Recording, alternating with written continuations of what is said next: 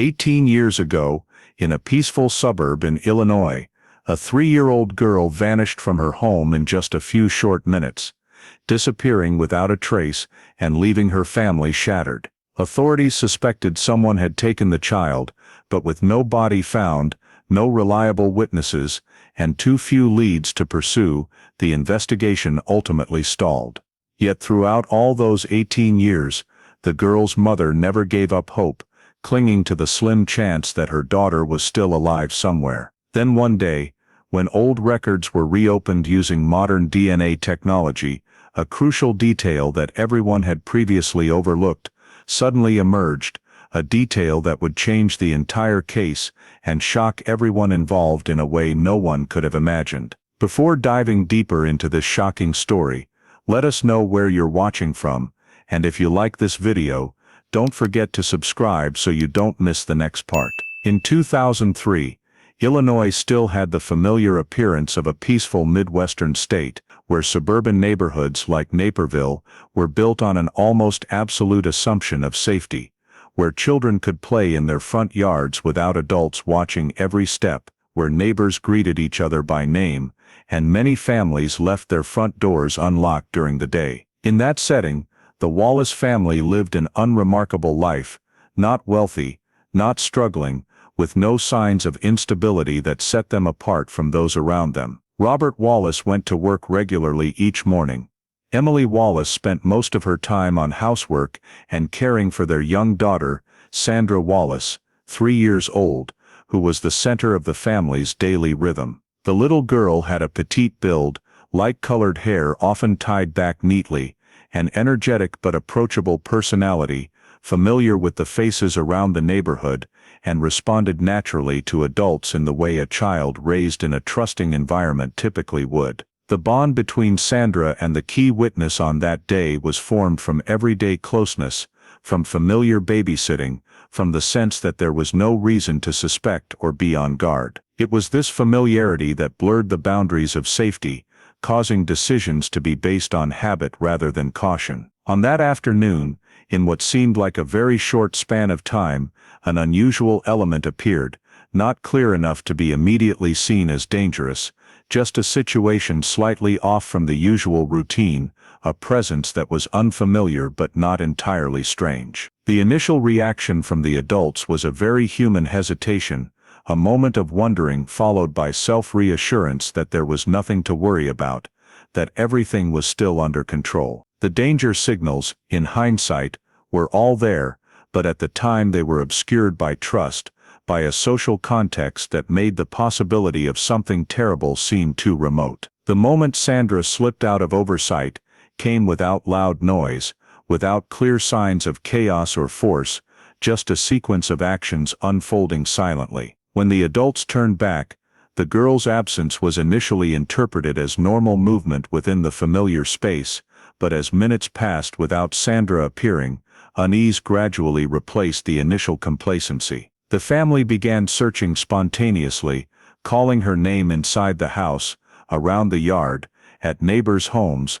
asking anyone nearby. The information gathered was vague, no one could say for sure what they had seen, and every account lacked a decisive detail. As the search expanded without results, panic began to take over. The worst assumptions crept into their thoughts, but no one was ready to accept them. Only when searching by human effort and hope became futile, did the Wallace family make the decision they never imagined they would have to make in their lives: pick up the phone and report to the police that Sandra Wallace, 3 years old, had disappeared. The missing person call was received as an emergency, with initial information recorded by the dispatcher, according to protocol for children under 12. Sandra's age immediately placed the case in the highest priority category. Every detail about the last known sighting, location, people present, and circumstances of the disappearance was asked concisely but firmly to assess the level of urgency. Within minutes, Naperville Police Department patrol units were dispatched to the Wallace family home. When the police cars arrived, the quiet suburban atmosphere quickly changed. The area in front of the house was designated as the initial access point. Officers conducted an overall observation, noting the condition of the space, entry and exit points, distances between neighboring homes, and nearby public areas. While calming the family, they began assessing whether this was a typical wandering-off case. The victim's age, time missing, and unsuccessful spontaneous search quickly lowered the likelihood of simple wandering. The scene commander decided to escalate the response. A preliminary control perimeter was established around the home, and unrelated individuals were asked to avoid moving through the area to prevent disturbing potential evidence. Though there was no clear proof of criminal activity yet, the worst-case assumption was prioritized to avoid missing a critical time window.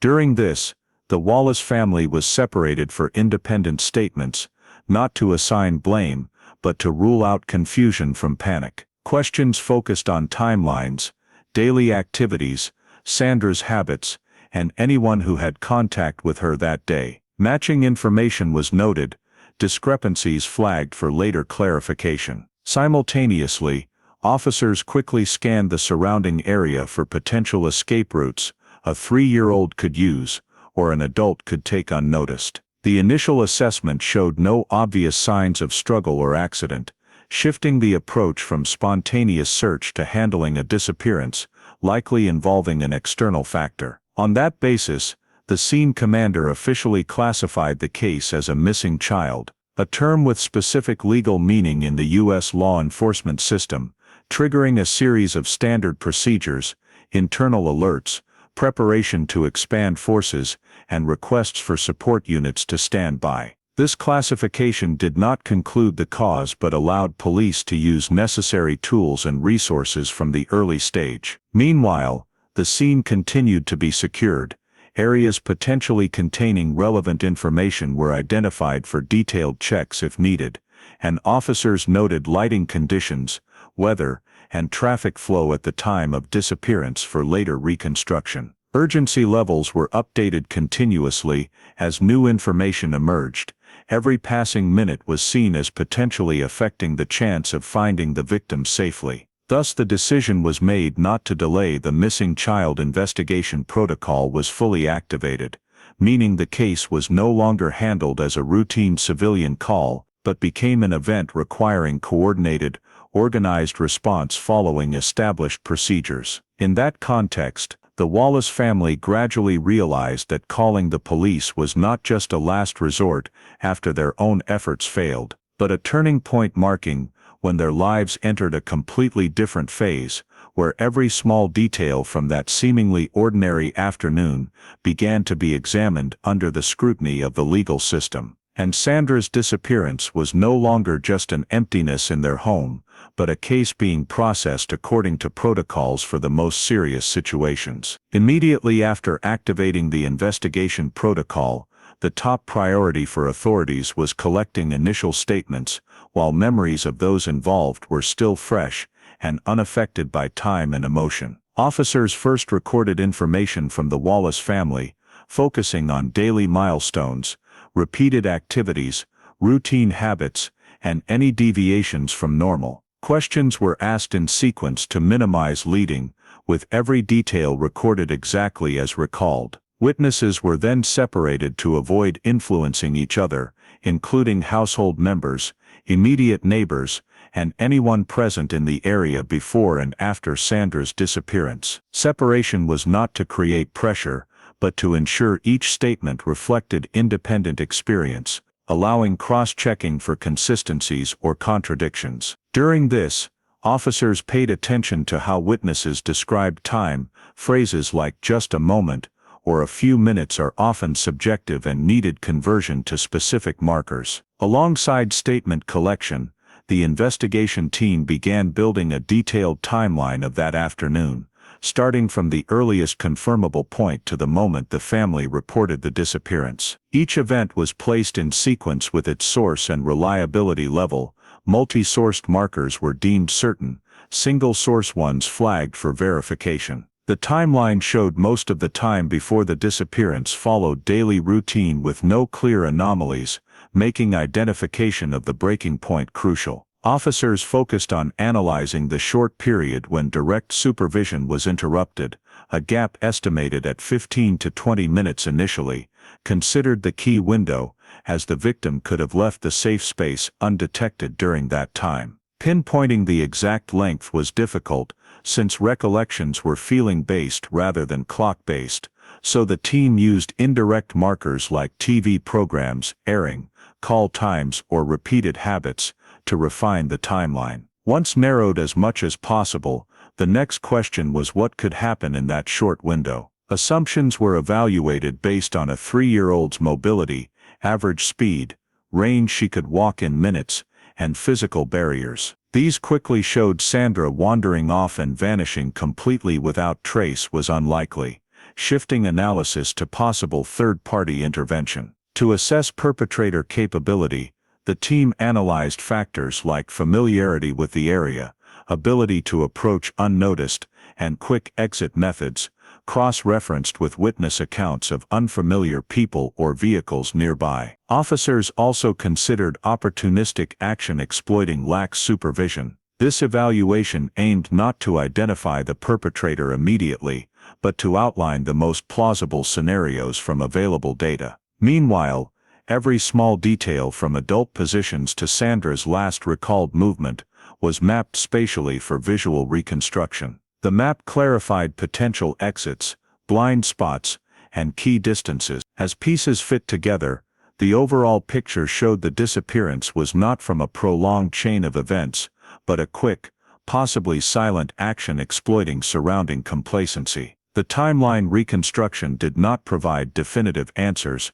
but eliminated some possibilities, narrowed assumptions, and provided a foundation for directed next steps. In this context, determining the time gap and evaluating perpetrator feasibility became two critical pillars, not only explaining how Sandra could vanish, but guiding resource allocation and priorities in the next phase. All records from this stage were carefully stored, as the team knew that in prolonged missing persons cases, the smallest details captured earliest often hold the longest-lasting value in uncovering the truth. From the data that had been collected and the preliminary timeline that had just been reconstructed, the investigative team moved into the phase of systematizing information by developing initial investigative hypotheses, a decisive step aimed at preventing the investigation from becoming scattered or misdirected. The hypotheses were formulated not based on intuition, but on scenarios commonly encountered in child disappearance cases with similar characteristics in terms of age, living environment, and circumstances of disappearance. The first hypothesis considered was the possibility of a natural accident, including the victim wandering off on her own and encountering an incident outside the supervision of adults. This hypothesis was placed on the table due to its prevalence in cases of young children going missing. However, from the outset, it faced numerous disadvantages. Sandra's age limited the likelihood of independent movement over a wide area. The surrounding area had no distinctly hazardous terrain capable of causing a serious accident in a short time without leaving traces, and the initial spontaneous searches by the family and neighbors uncovered no signs consistent with this scenario. The second hypothesis proposed was abduction within the family, or by an acquaintance, a direction that standard procedure required considering, as statistics show that many child disappearances involve relatives or close acquaintances. The investigative team applied strict screening criteria to this hypothesis, including assessing family relationships, history of conflicts, potential motives, and access to the victim. Independent statements were cross-checked for inconsistencies. However, the initial data revealed no serious conflicts or preparatory behavior from the family, and the victim disappeared in the context of normal daily activities, with no arguments or triggering events immediately preceding it, causing this hypothesis to gradually lose weight. The third hypothesis constructed was abduction by a stranger, a less common scenario but one that aligned with several identified factors, including the short time gap, the absence of signs of struggle, and the possibility of the victim leaving silently. To evaluate this hypothesis, the investigative team established specific criteria such as the ability to approach the victim without drawing attention, relative familiarity with the area, and a rapid method of departure. These criteria were compared against statements about unfamiliar individuals or vehicles seen near the scene, as well as the environmental features that allowed a stranger to approach without immediate detection. In addition to the three main hypotheses, the investigative team also considered secondary possibilities, such as a misunderstanding of the time of disappearance, or the victim being taken in a context that surrounding adults deemed safe. However, these possibilities were quickly relegated to low priority as they did not align with the timelines and the family's reactions. The hypothesis screening process was conducted continuously. Each hypothesis was evaluated not only on whether it could explain the disappearance, but also on its potential for verification through specific investigative actions. Hypotheses that could not lead to clear verification steps or did not fit the existing data were downgraded in priority to avoid wasting resources. In a context where time was critical, the investigative team had to make decisions about the primary approach, knowing that any choice carried the risk of overlooking something. After weighing the criteria, the natural accident possibility was excluded from the main hypotheses due to lack of supporting evidence. The family abduction hypothesis was retained for monitoring, but not considered a priority investigative direction, while the stranger abduction hypothesis was determined to be the most consistent with the aggregated data at that point. This decision did not equate to confirming the cause, but was a strategic choice to focus resources on screening individuals and situations that could most reasonably explain the time gap and the victim's rapid disappearance. Selecting a primary investigative direction allowed subsequent steps to be implemented systematically, from expanding the witness pool to screening potential subjects, while maintaining consistency in information collection and analysis. At this stage, all hypotheses remained open, ready for adjustment if new data emerged, but establishing a primary approach served as a guiding compass, helping the investigative team avoid falling into a pattern of passive reactions to isolated pieces of information. Instead, it enabled building a logical picture based on well-grounded assumptions. And from that foundation, the investigation entered a more focused phase, where every small detail would be examined in the light of the selected hypothesis, with the ultimate goal of narrowing the uncertainty surrounding Sandra Wallace's disappearance. After the primary investigative direction was established, all data related to witnesses and external elements at the scene were brought into a phase of systematic compilation and cross-checking, because in disappearances that occur quickly and leave no clear physical traces, human statements often become the dominant source of information, despite their many limitations. The investigative team began by reviewing all statements collected in the initial hours, from the family and immediate neighbors to those who were only coincidentally in the area. Each statement was coded by time, location, and relationship to the scene to create a comprehensive information map. During this process, the officers noted that most witnesses described an ordinary afternoon with no event striking enough to be deeply imprinted in memory. This made details related to the appearance of strangers fragmented and inconsistent. Some witnesses recalled seeing an unfamiliar person in the area, but descriptions of age, build, and clothing varied significantly. Some only remembered a fleeting figure, others a brief exchange too short to establish identifying features. When these descriptions were placed side by side, the investigative team faced the question of whether they truly referred to the same individual or were merely separate impressions formed in the aftermath of the incident.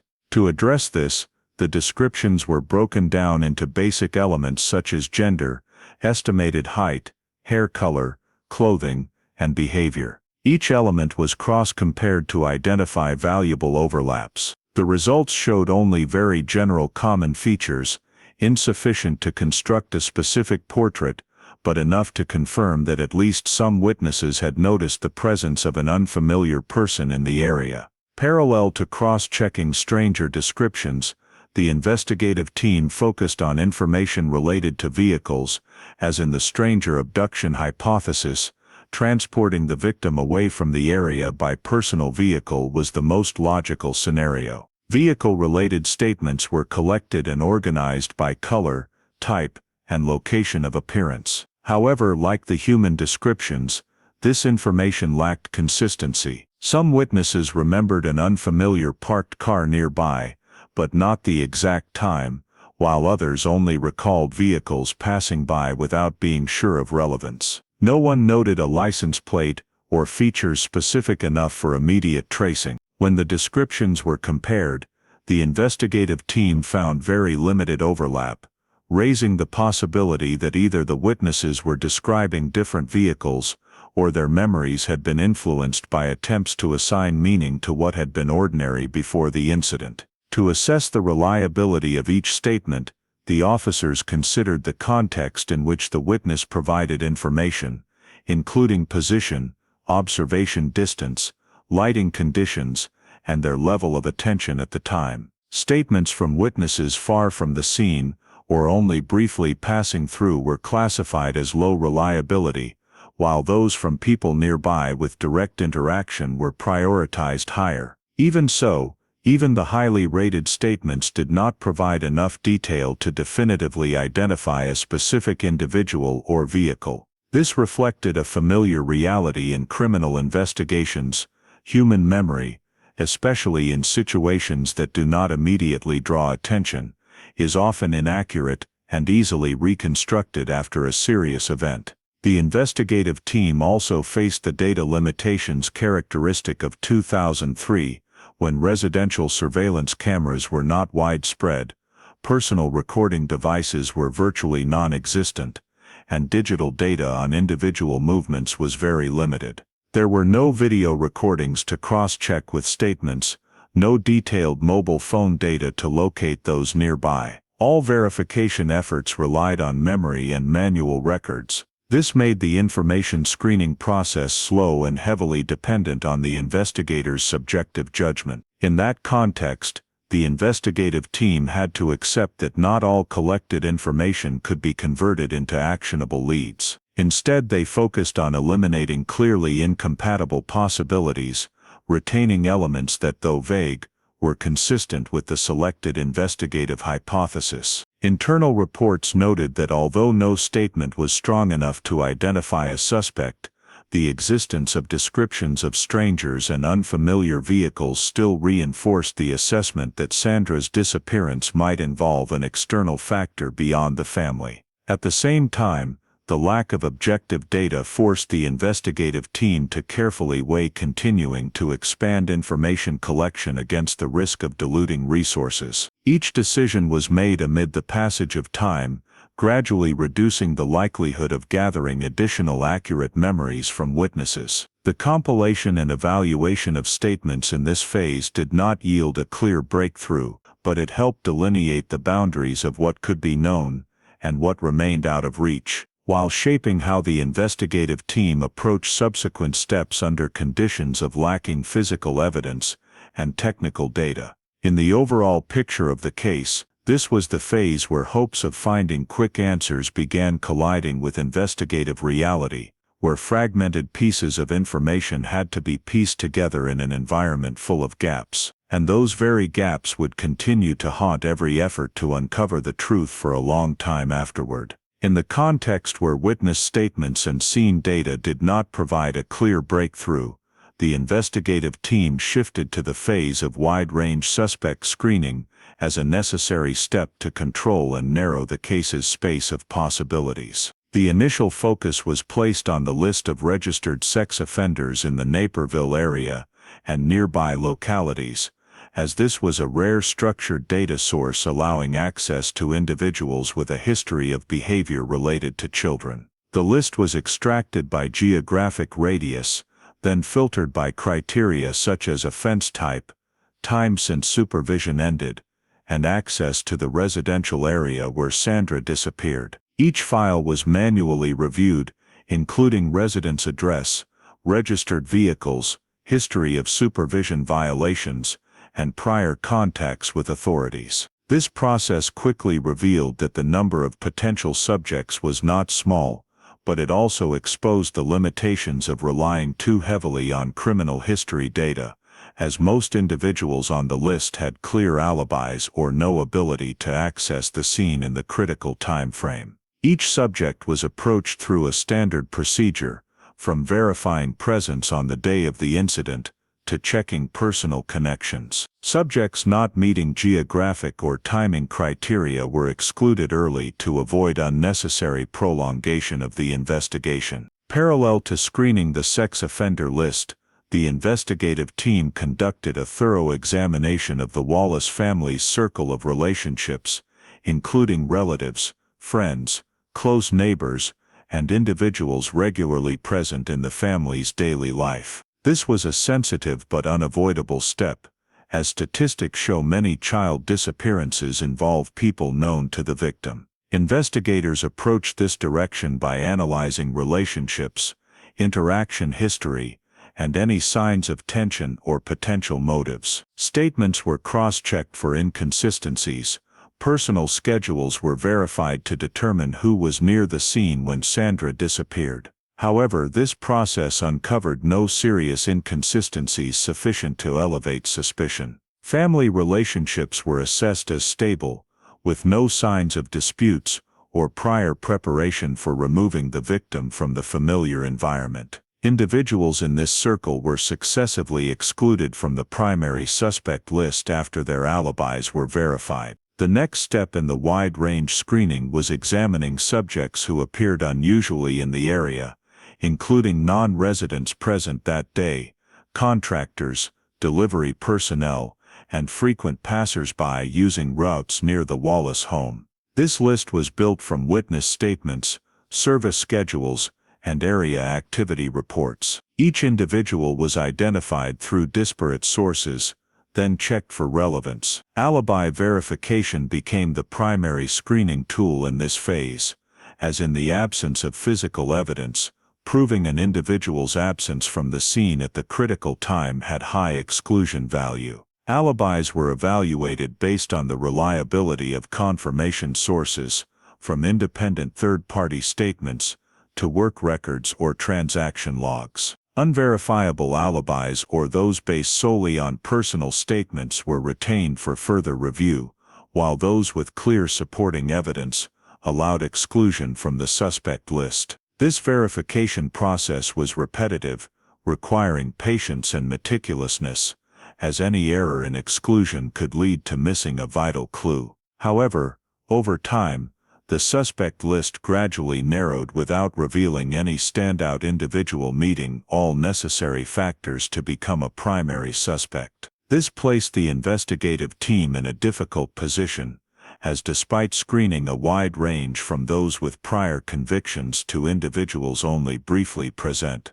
they still found no name strong enough to warrant focused resource pursuit. The exclusion of each suspect was conducted systematically, with every exclusion decision documented along with specific reasons to ensure future re-examination if needed. But the overall result showed no individual in the screened groups simultaneously met the criteria for motive, opportunity, and ability to act in the critical time frame. In that context, the investigative team had to confront the reality that wide-range screening, though necessary, does not always yield desired results, especially in rapid cases with few traces and heavy reliance on opportunistic factors. Failing to identify a specific suspect after this phase did not mean complete failure, as it allowed the team to eliminate a large number of possibilities and avoid pursuing unfounded directions. Yet it also highlighted a concerning point: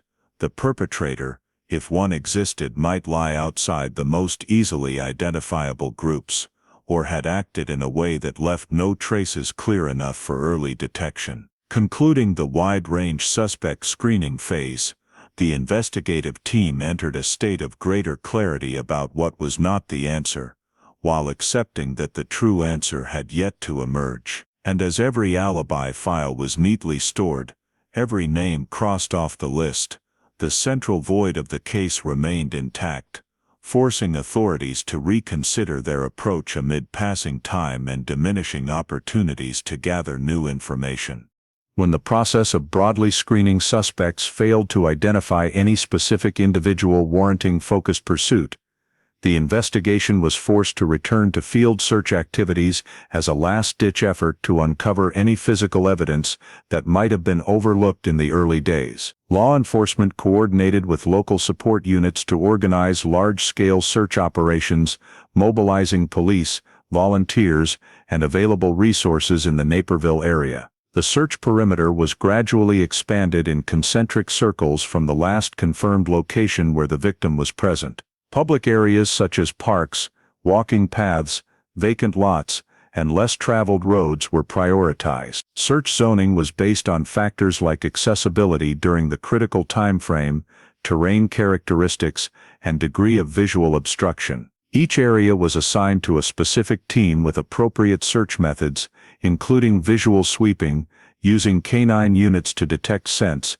and checking hard-to-reach spots. During this process, search teams faced the major challenge of balancing speed with thoroughness, as every passing hour reduced the chances of finding the victim safely, but rushed searches risked missing critical details. As the search extended beyond residential areas, environmental factors began to significantly impact effectiveness. Complex terrain, dense vegetation, and uncontrolled access points made determining direction of movement difficult. In parallel with ground searches, aerial support units were deployed for overhead observation to spot anomalies not easily visible at eye level. Nevertheless, the initial search waves yielded no clear clues about the victim's location. In that context, every discovery, no matter how small, was carefully examined, and it was during one of these searches that an item of evidence potentially linked to Sandra was found not too far from the original scene.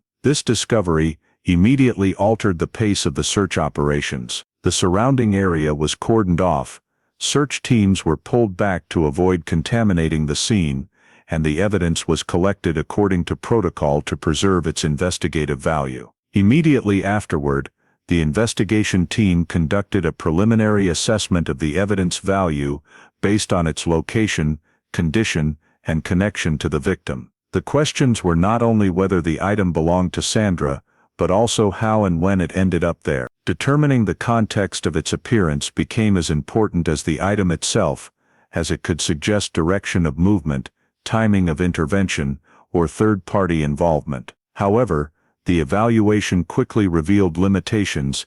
The evidence bore no clear indicators to point to the next direction, provided no specific information to narrow down suspects, or confirm assumed scenarios. Though it confirmed that Sandra had been in that area at some point, it did not answer how the victim had left or where she was now. Meanwhile, the discovery also created new pressure on the investigation team, as expectations from the family and community rose, demanding concrete results after what seemed like a significant breakthrough. When subsequent searches yielded no further notable discoveries, the team faced a difficult strategic decision: continue expanding the search with increasingly limited resources, or scale it back and shift to other investigative approaches. This decision was based not only on existing data, but also on a realistic assessment of the likelihood of obtaining new information from field searches after a certain period. Internal debates centered on whether prolonging the search would truly increase the chances of finding the victim,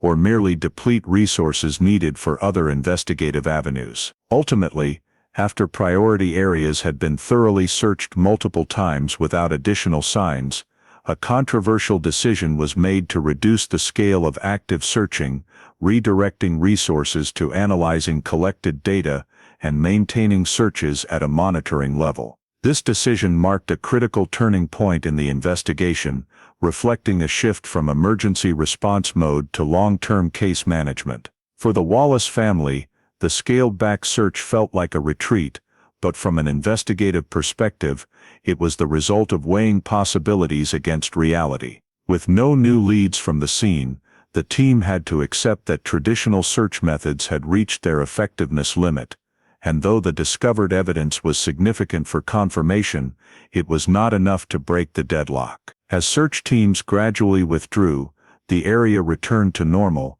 but the case file entered a new phase, where the lack of clear progress began shaping how the case would be handled going forward. The investigation's turning point did not stem from a single failure, but from the accumulation of efforts that did not yield commensurate results. And in this quiet period, when all direct search avenues seemed exhausted, the case began slipping away from its initial urgent status, leaving a vast gap between what had been done and what remained unexplained. After field search activities no longer produced new discoveries and broad suspect screening efforts reached saturation, the case entered a phase where law enforcement had to confront a hard-to-accept reality. All feasible active investigative measures available at the time had been implemented without achieving the necessary breakthrough. The decision to halt active investigation was not a single order or an act of abandonment, but the outcome of ongoing evaluations based on data, resources, and actual effectiveness. Internal reports showed that the frequency of new leads gradually declined over time, while every major investigative direction had been pursued to a reasonable limit. Maintaining emergency status at the same intensity was no longer proportionate to the potential for generating new information. In that context, Command issued the decision to shift the case from active investigation to long-term monitoring, a strategic move to conserve resources and prevent the case from being mishandled or derailed. Concurrently, the entire case file was required to be reviewed and standardized for long-term storage. Every field report, witness statement transcript, timeline diagram, search map, and investigative assessment was reorganized logically.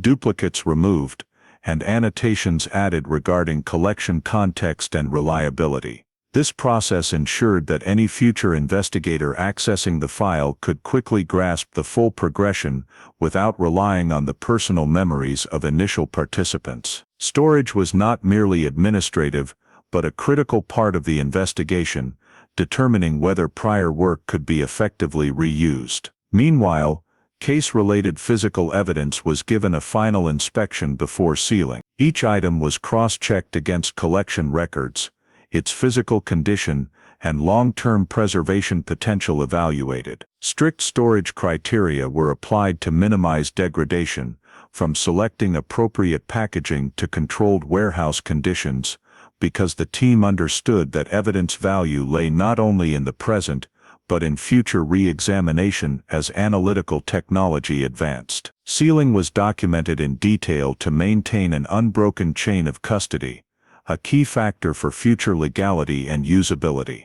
During this process, investigators also reviewed decisions made during the case's peak phase, noting unverified assumptions and avenues excluded due to lack of conditions at the time. These notes were included in the internal summary as a way to preserve the thought trail of the investigation, helping future handlers understand why certain choices were made. At the same time, the presence of key investigators gradually diminished as they were reassigned to other duties. This withdrawal occurred gradually from reduced update frequency to formal handoff to the cold case unit. Each investigator completed a personal report summarizing achievements, gaps, and unresolved questions. This transition reflected how the law enforcement system operates, where no case exists in isolation from other priorities and personnel rotation is inevitable. When the case was officially classified as a cold case, it did not disappear from the system,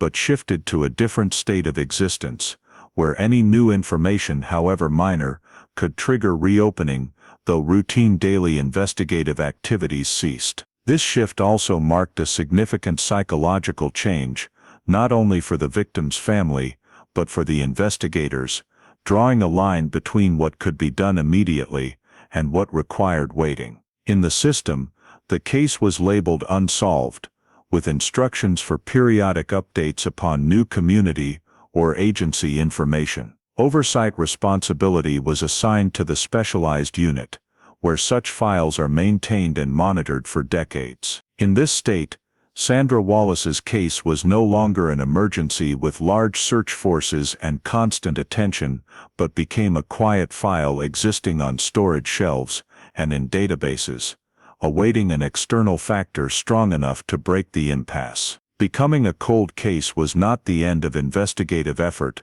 but an acknowledgement that, with the tools, data, and conditions of the time, further progress was not possible without risking case integrity. Thus, preserving the file and evidence was prioritized as a way to retain future opportunities, while the present required pause. Once all procedures were complete, and the case officially entered the cold case category, a new phase began, quiet, unhurried, but carrying the full weight of past efforts and unanswered questions, leaving behind a prolonged void, where time became the biggest variable, and resolution depended entirely on whether, someday, context, technology, or new information would be sufficient to bring this file back into the light. As Sandra Wallace's case quietly entered cold file status in the law enforcement system, elsewhere, far from Naperville both geographically and socially,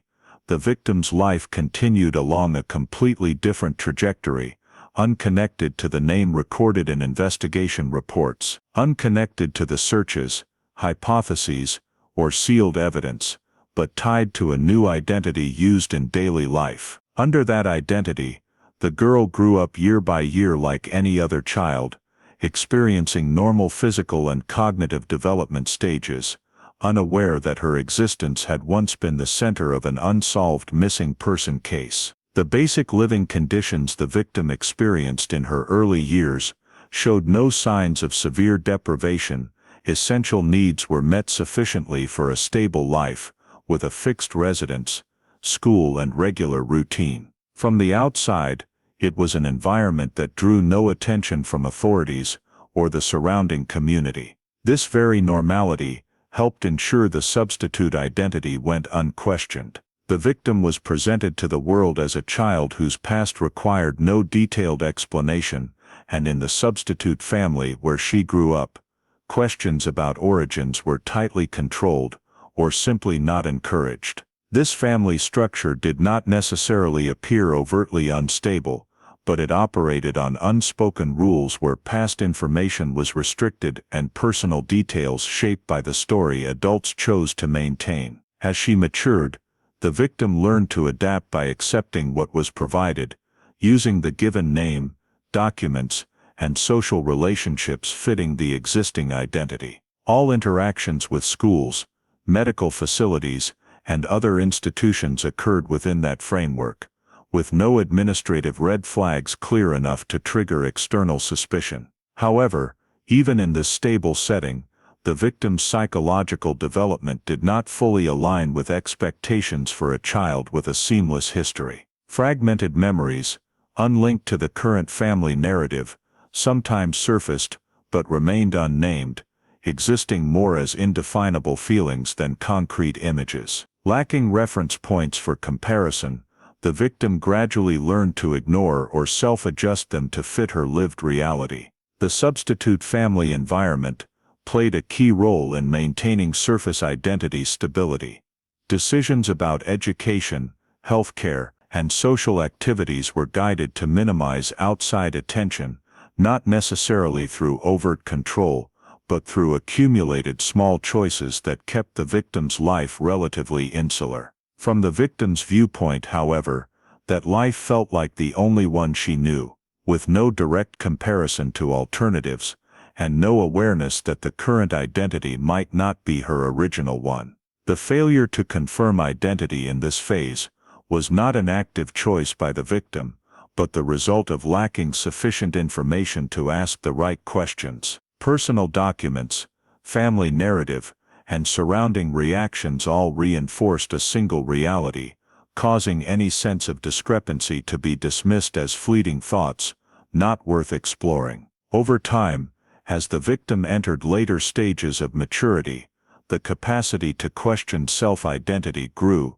but those questions remained constrained by available information, no specific data for comparison, no clear memories for verification, no ties to another family to spark systematic doubt. In that context, the substitute identity continued functioning as a legitimate entity, accepted by social institutions and reinforced by daily habits. From an external perspective, there were no signs the victim was living in a situation abnormal enough to attract authority attention. Her existence blended into society's general flow, unremarkable, undisturbed. This created a stark contrast with the dormant cold case file, where the name Sandra Wallace remained recorded as a 3-year-old who vanished without trace. These two parallel realities existed without touching, one a file with unanswered questions, the other a life continuing under a different identity,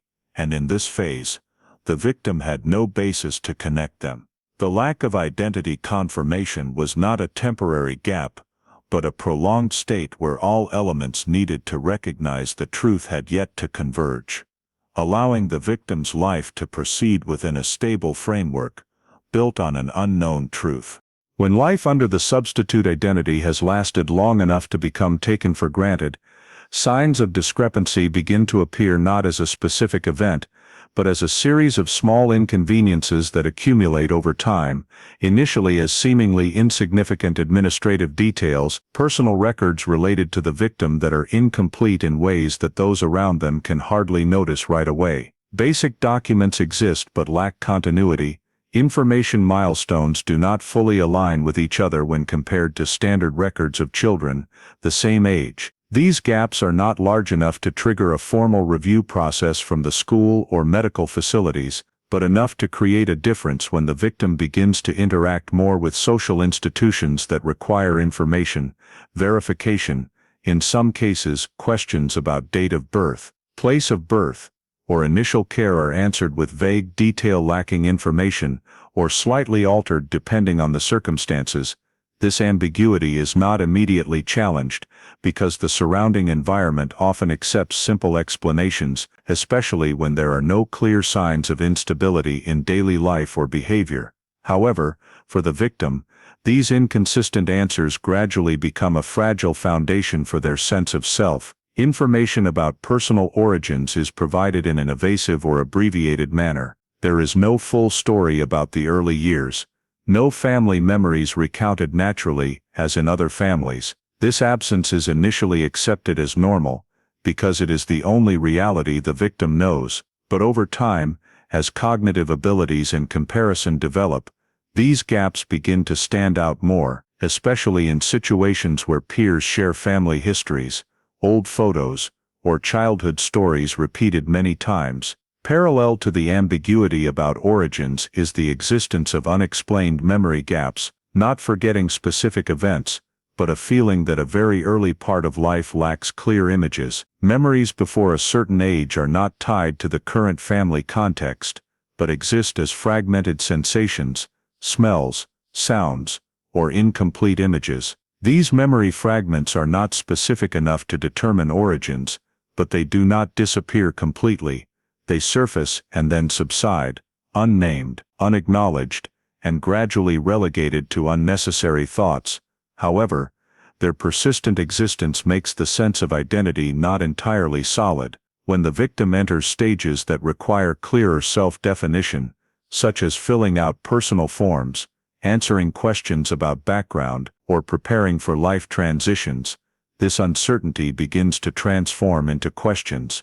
Initially internal questions, not voiced, about why their personal information differs from the common standard, why stories about the past always stop at a certain point and never go further. These questions do not immediately lead to major doubt, because the victim has no other database for comparison, no concrete evidence to confirm that something is amiss, but they create a state of mild vigilance, a subtle observation of their own life story. The substitute family environment continues to maintain surface stability by avoiding delving into sensitive topics. Responses to questions about origins are often closing, redirecting attention to the present, or emphasizing that the past is no longer important. This handling helps maintain order in the short term, but simultaneously reinforces the feeling that something is being left unsaid. Over time, as the victim is exposed to more sources of information and analytical ability increases, the ambiguity is no longer just a small detail, but becomes a repeating pattern.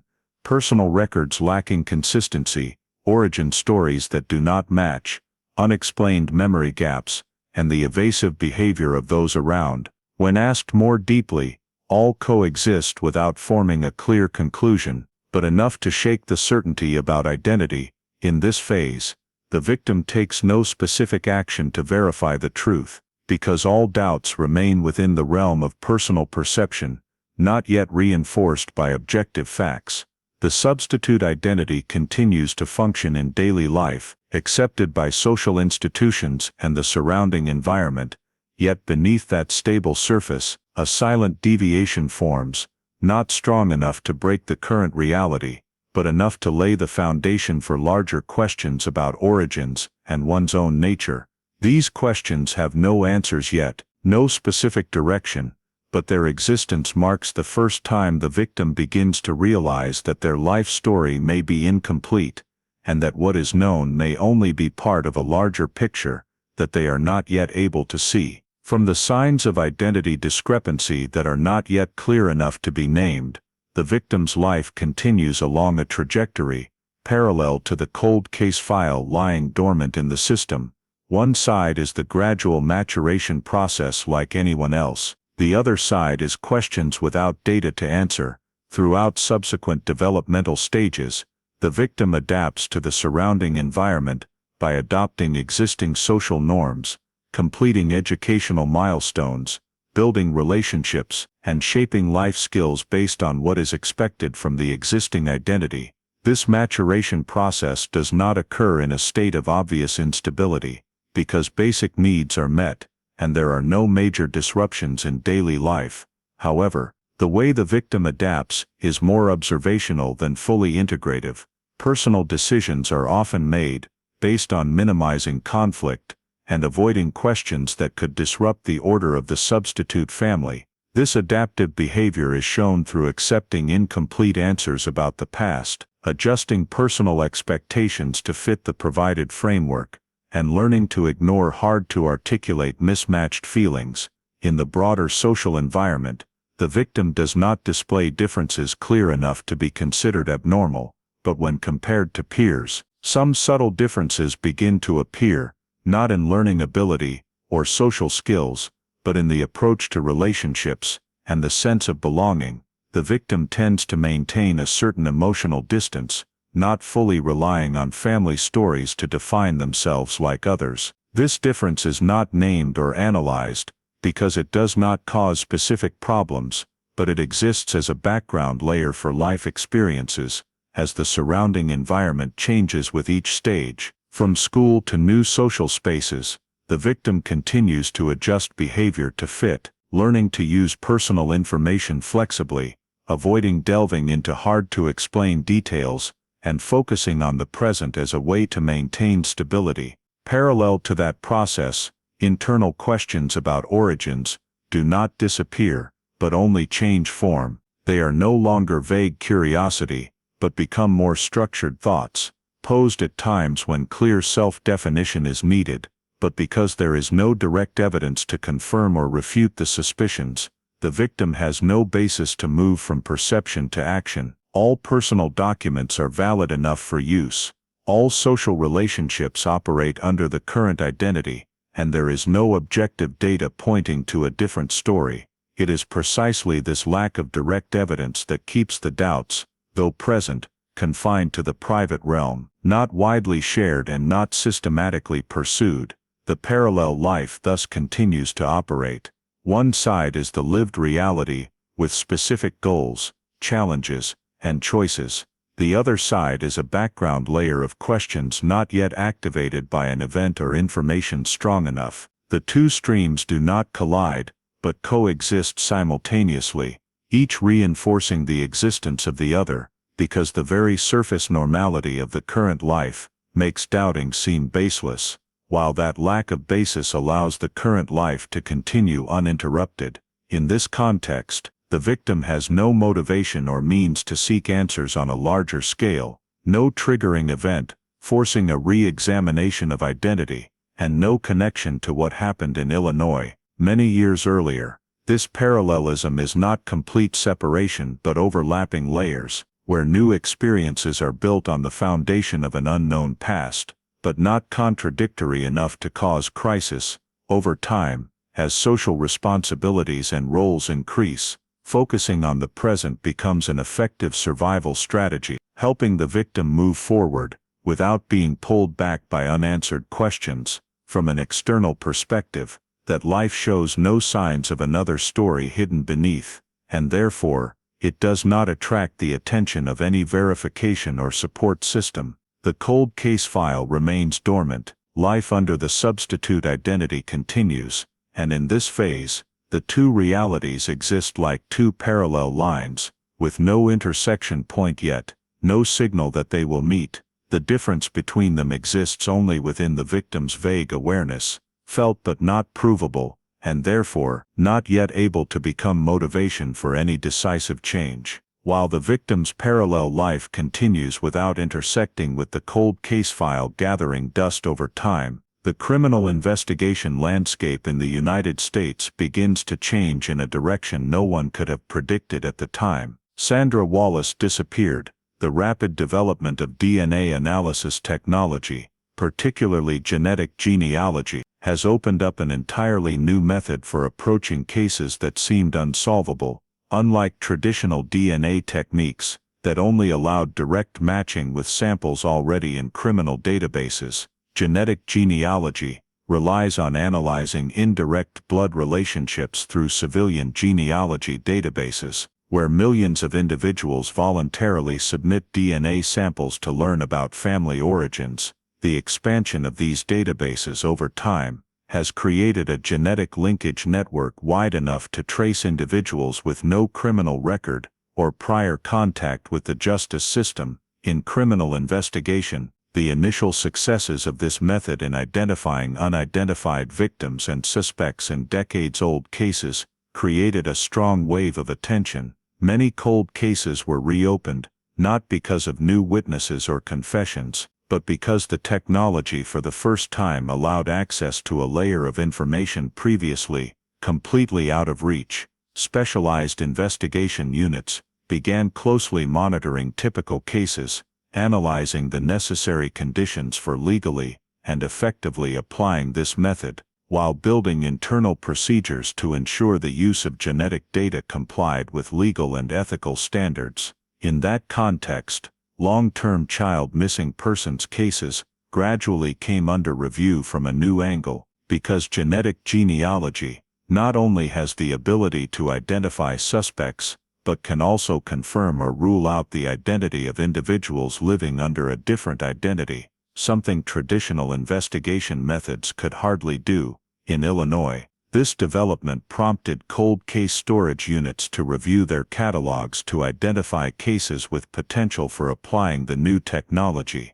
Criteria included the preservation of biological evidence, the integrity of the chain of custody, and the likelihood that the victim or related persons were still alive. During this review, the Sandra Wallace file began to be viewed through a different lens, not because new clues emerged, but because the case characteristics, the victim's age at disappearance, the absence of evidence of death, and the carefully sealed evidence, made it suitable for scenarios where genetic genealogy had yielded results in other cases. Internal reports noted that although success was not guaranteed, reviewing the file in light of the new technology could open an untried approach, especially since all traditional investigation methods had reached their limits years earlier. Parallel to technical potential assessment, investigators also had to consider legal and practical factors. Using genetic genealogy required approval at multiple levels, from unit leadership to legal advisors, because the method involved sensitive personal data and could lead to unforeseen consequences. Discussions focused on whether reopening the file based on new technology had sufficient basis to justify resource allocation and accepting potential legal risks. Meanwhile, successful examples from other states continued to strengthen the argument that inaction meant accepting an unsolved case remaining frozen indefinitely.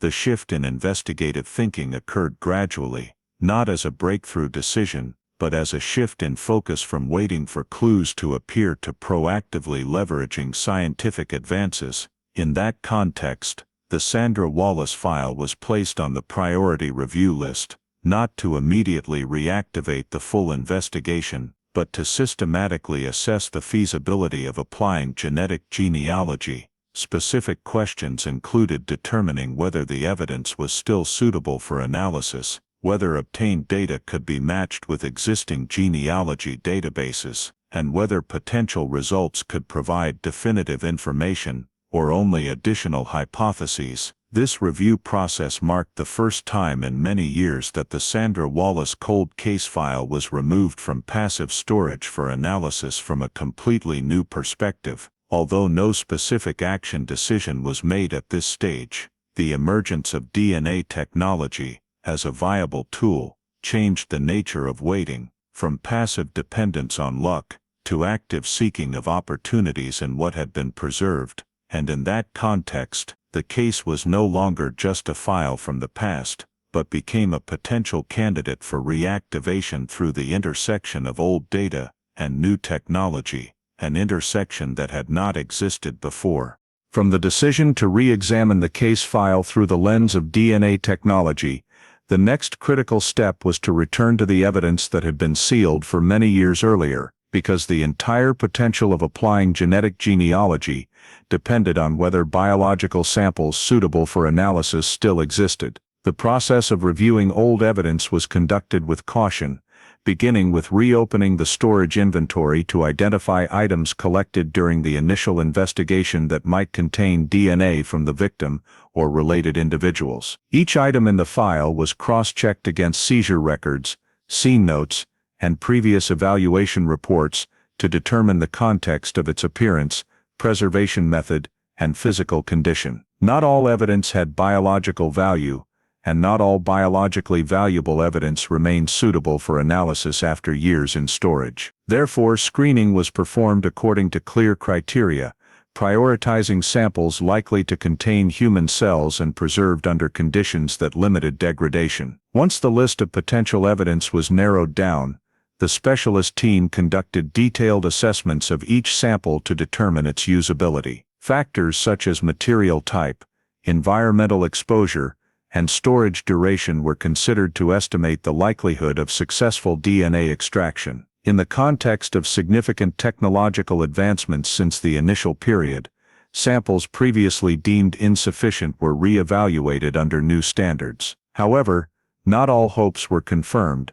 Some samples had degraded beyond recovery, while others retained some potential. Parallel to the biological feasibility assessment, the chain of custody for each item was thoroughly examined. This was an indispensable step because the legal value of any analysis results depended on proving that the sample had not been tampered with or cross-contaminated throughout storage. Transfer records, storage facility conditions, and periodic inventories were reviewed to ensure continuity. Any interruptions or deficiencies were noted, and their impact assessed. Throughout this process, caution was prioritized, because using genetic genealogy was not just an investigative matter, but carried the potential for profound legal and personal consequences. Once the list of viable samples was confirmed, the investigative team had to decide on testing. This was not a purely technical decision, but a strategic choice, as each DNA analysis involved costs,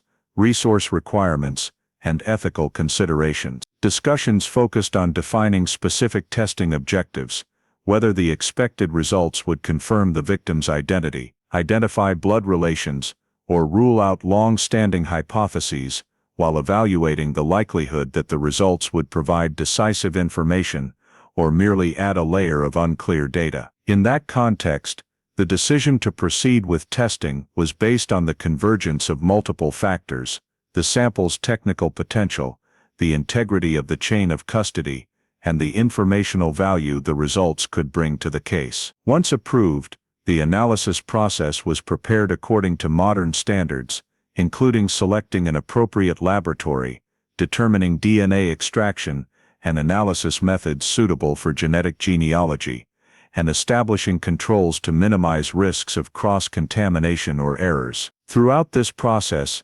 investigators maintained oversight and coordination, ensuring every step was fully documented to preserve transparency and traceability. Submitting DNA samples for analysis carried no certainty of results, but it marked a fundamental shift in the case approach, from waiting for new leads to actively exploiting what had been preserved from the past. In that context, each sample submitted for testing was not just evidence but an opportunity, where biological data could transcend the limits of time and human memory to provide information inaccessible to previous investigative methods. This process unfolded in silence, without public attention, but for those directly involved, it carried the weight of years of waiting and cautious expectation, because they understood that the analysis results, whatever they were, would shape how the case was viewed in the next phase, and that once the testing decision was made, the case was no longer entirely in the static state of a cold case, but had entered a phase where scientific data could unlock possibilities that had not existed before. When the DNA analysis process was completed, and the initial results were returned to the investigative team, the case file entered a pivotal moment, not because of what was immediately confirmed, but because of what was decisively ruled out. The genetic data obtained from viable samples was first compared against criminal and civil DNA databases related to unidentified deceased persons, a standard step to check whether the victim had died and been recorded as an unidentified case. The results showed no matches. No deceased person's record in the system genetically matched the analyzed DNA sample. This immediately eliminated one of the scenarios that had haunted the case for years, that Sandra Wallace might have died and remained unidentified. However, this elimination did not make the answer clearer, as the DNA data continued to be matched against known victim records in other cases, including resolved missing persons cases or available civil records. Again, the results showed no direct matches. No individual in existing databases had DNA matching that which could identify Sandra under a previously recorded alternate identity. This series of negative results placed the investigative team in a position that was both cautious and full of possibilities, because as common scenarios were ruled out, previously underexplored possibilities began to emerge. In internal evaluations, the central question gradually shifted from whether the victim was dead to the possibility that the victim was still alive but had never appeared in any database, allowing direct matching. This hypothesis was not new, but over the years it lacked data to be taken seriously. Now, with DNA results showing no matches to deceased or known victim records, the hypothesis that the victim was alive began to be placed on the table as a possibility requiring systematic evaluation. Proposing this hypothesis was not blind optimism, but based on elimination logic. If the victim was not among unidentified deceased and did not match any identified records, then the possibility of being alive, however slim, became a more reasonable scenario than before. In that context, the investigative team began considering ways an individual could exist outside standard databases, including living under a different identity, avoiding contact with the justice system, or not participating in civil DNA collection programs. These scenarios were once considered unverifiable, but with the development of genetic genealogy, they became technically feasible. Alongside forming the new hypothesis, the team also had to confront difficult questions about next steps, because determining that the victim might be alive did not automatically reveal where they were or under what identity. It only opened a broader investigative space, requiring a different approach from pursuing a suspect or identifying a deceased victim. In discussions, investigators re-evaluated the entire file in light of the new hypothesis, reviewing prior assumptions to identify details overlooked because they did not fit old scenarios, while considering tools and data sources for expanded verification. Preparation for the expanded verification phase did not proceed hastily, as the team understood that any misinterpretation of DNA results could lead to pursuing unfounded directions. Therefore, genetic experts were consulted to ensure exclusion conclusions were correctly understood and current data limitations clearly identified. This process reinforced confidence that the DNA results, though not providing direct answers, had supplied a new analytical framework where the alive victim hypothesis was no longer speculation, but a scientifically grounded possibility. In that context, the case file began preparation for a different approach phase, no longer focused on tracing an ended act, but on identifying an individual possibly existing in society, with a history not matching official records. This preparation included identifying potential data sources, assessing interagency cooperation possibilities, and establishing criteria to avoid unnecessary privacy invasions, all conducted internally, with no information released externally. Because the team understood that prematurely publicizing the alive victim hypothesis could create uncontrolled expectations or speculation. In this phase, the DNA results served as a logical anchor, not conclusive, but strong enough to change the entire case direction, from an unsolvable case to one opening the possibility that the answer still existed somewhere in the present,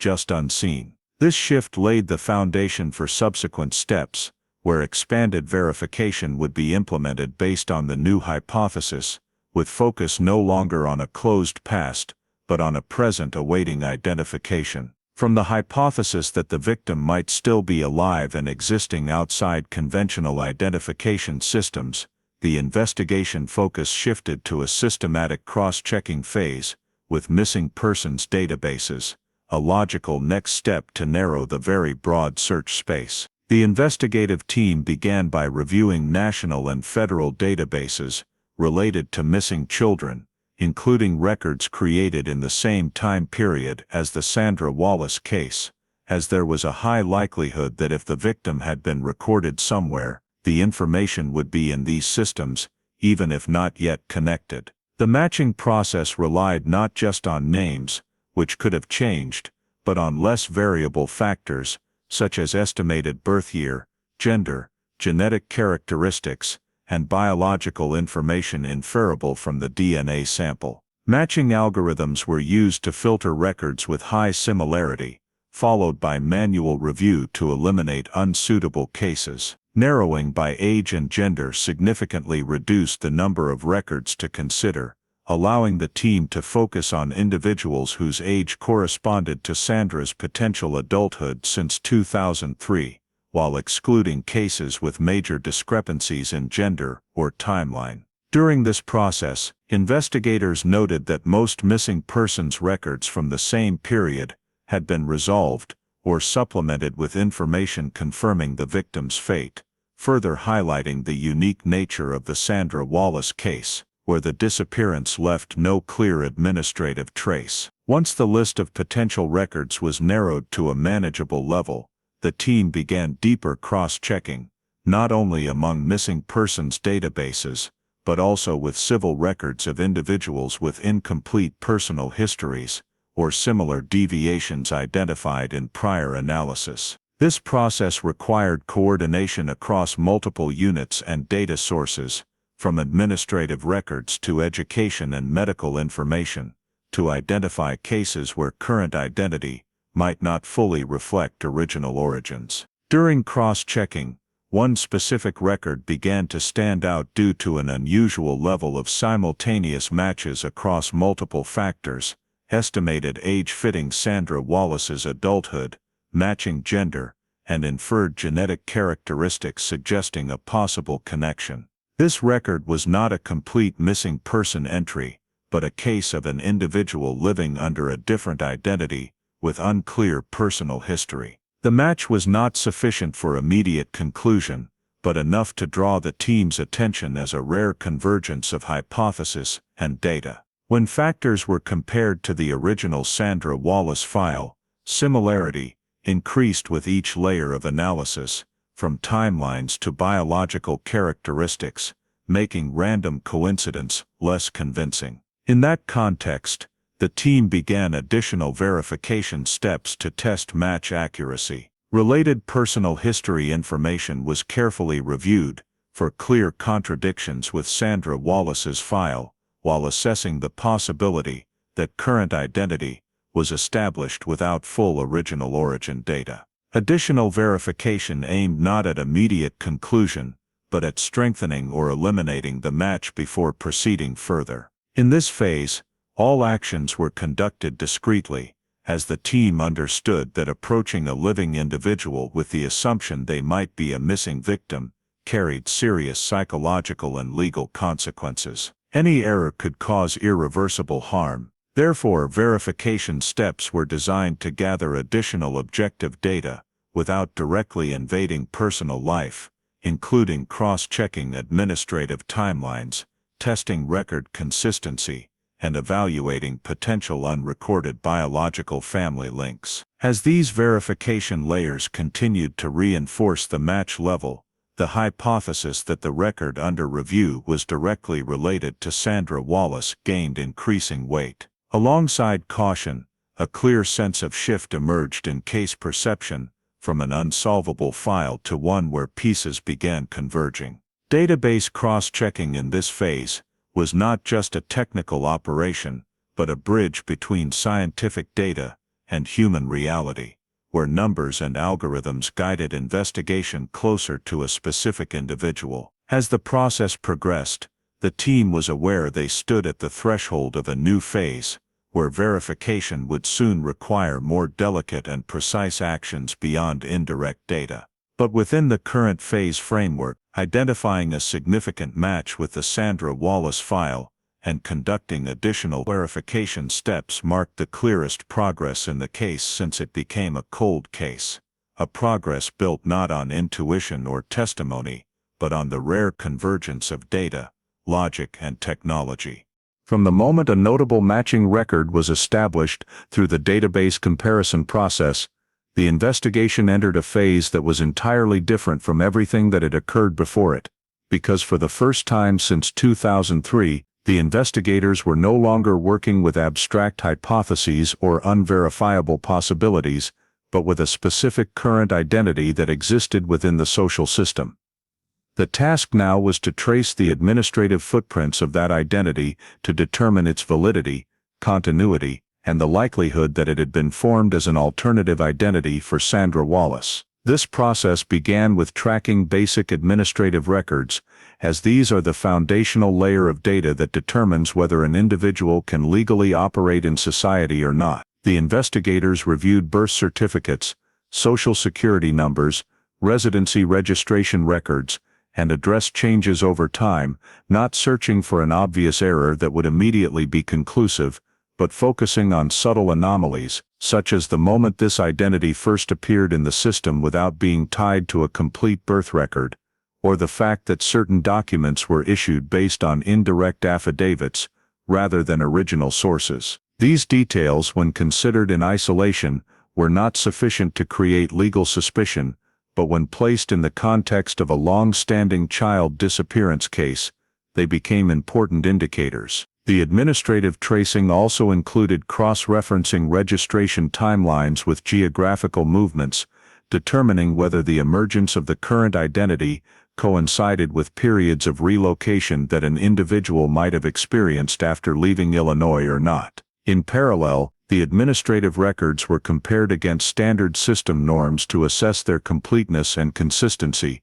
Small but recurring gaps, particularly in the early life stages, were noted as points requiring deeper examination, as they reflected the possibility that this identity had been established to serve usage needs, rather than being the natural result of a process of being born and growing up within the system. Next, the investigation team moved on to tracing educational records, a particularly valuable data source because of their continuity and difficulty to alter. Educational records allow the reconstruction of an individual's journey over many years, from the initial enrollment point to key transition periods. The investigators examined when this identity first appeared in the school system, cross-checked the reported age with the grade level, and evaluated the alignment between educational milestones and the estimated biological age. In this process, signs of deviation from the norm began to emerge more clearly, such as the absence of preschool records,